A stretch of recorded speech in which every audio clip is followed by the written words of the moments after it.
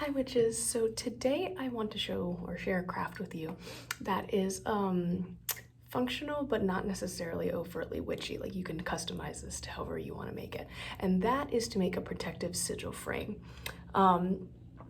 Depending on like how comfortable you feel, if you're in the broom closet, this is possibly something that you could put up on your wall. But basically this is kind of like a home protective ward or something like that. So the things you're gonna need for this, you will need a picture frame with a back. I took mine out because I painted it black, like the back of the like the thing that goes here.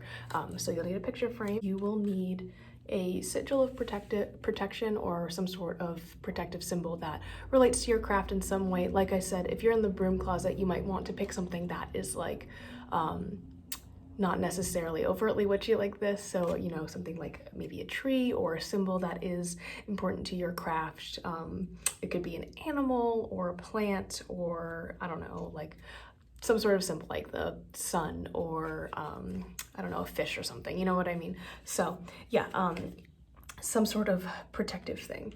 You will need angelica root, which is I have here. You will need rosemary.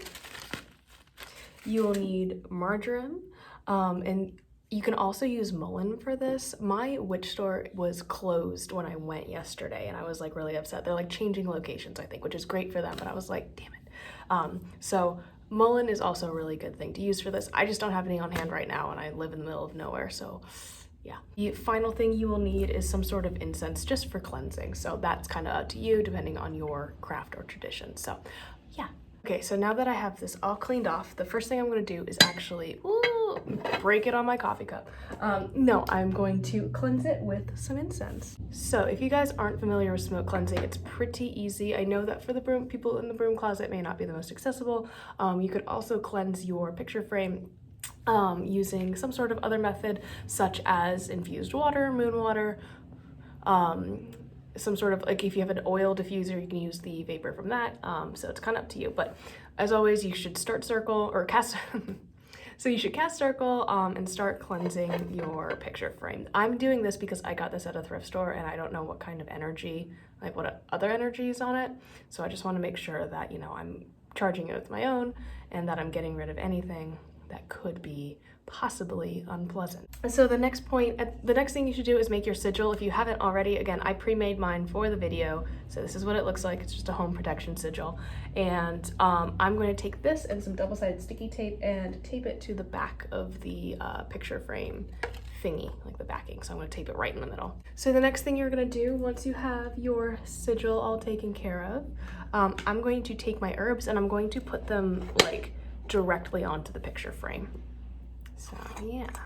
Okay, so right now it looks a little bit messy, but hopefully you guys can see all of my herbs on there. You can make any sort of frame, like sigil frame like this with any sort of intention. So you can literally mix up any sort of type, like any herbs that you would like to do. If you're looking for like a peaceful spell, maybe you can do lavender or something, but it can be done with any sort of intention. Like you can change up the sigil, change up the herbs, anything like that. So the final step is just for me to take my sigil and put it into the back of the frame. Okay, so this is what mine looks like. You can actually kind of like move some of the herbs around, so you can kind of shake it around until you get the effect that you want.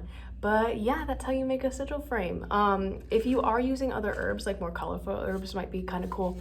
If I was to do this again, I would probably actually add like pressed flowers and stuff.